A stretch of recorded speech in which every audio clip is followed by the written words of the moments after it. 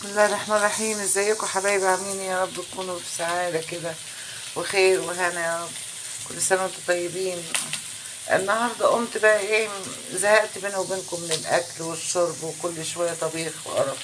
المهم مسكت ايه، عندي حبة خلطة من اللي بعملها واحطها في الفريزر كده، ايه يعني اكون عايزة احشي مكرونة، احشي سمبوسة، اعمل اي حاجة باللحمة، يعني العيش بلحمة بتاع، باخد منها ايه واعمل.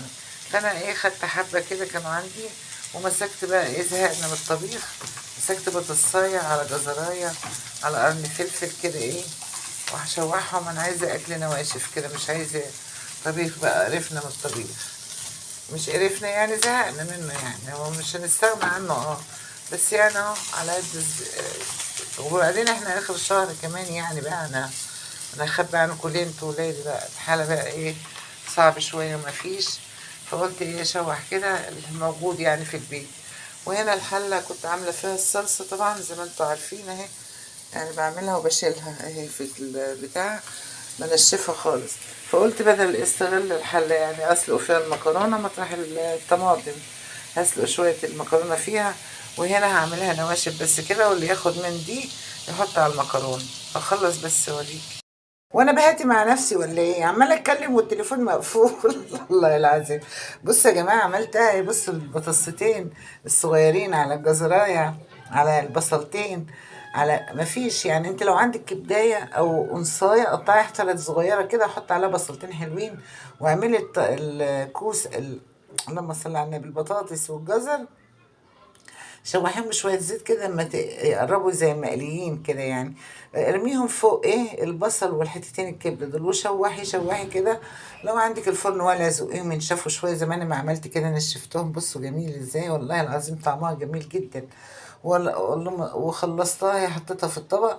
عايزه تحطيها فوق المكرونه، احنا جبنا شويه مكرونه كده، الصلصه بتاعتها بص اللهم صل على النبي ياما ازاي. عشان اللي عامله الطماطم في البيت يا ولاد، طماطم رخيصه، هاتوا واعملوا، بس مش مكتره لها السمنه ولا الزيت. تمام، يعني على قد كده، خليكي يعني وسط، ما تكتريش قوي وما تزوديش قوي، يعني اعملي المفروض يتعمل يعني السهل. وهنا البتاعة الجميلة دي، بصوا اعمل ايه بقى، انتوا عايزين تقلبوها فوق المكرونة براحتكم، عايزين تاخدوا كده، في ناس بتحب تغمس، اعملي شوية سلطة جنبها وغمسي، بتبقى طعمها روعة، وسندوتشات عسل العسل. بصي شكلها حتى يتكلم عن نفسها. بصي الجزر حمرته والبطاطس، طبعا واللي كنت عامله اللي قلت لكم عليها، شويه الخلطه دولت اللي بحشي بيهم اي حاجه، شويه حته صدر على حته اي حاجه عندك لحوم يعني، شوحيها كده بشويه بصل وعبيها وحطها في التلاجة. تيجي تعملي حاجه تلاقيها زي كده، خدي منها شويه واعملي زي ما انا ما عملت كده، وقضي يومك. يعني هنعمله ايه؟ طب الدنيا ملهلبه نهار، مش عارفه يعني، الواحد مش عارف يمشي خالص بصراحه. انا بكلمكم بصراحه، انتوا حبايبي عيالي وبفهم وبتكلم معاكم بكل صراحه. الدنيا ملهلبه نار، محدش عارف يمشي والله يا بنتي. اه بنمشي على قدنا اللي لاقيين، ونعمة من عند ربنا، يعني الواحد يتصرف كده مية مية.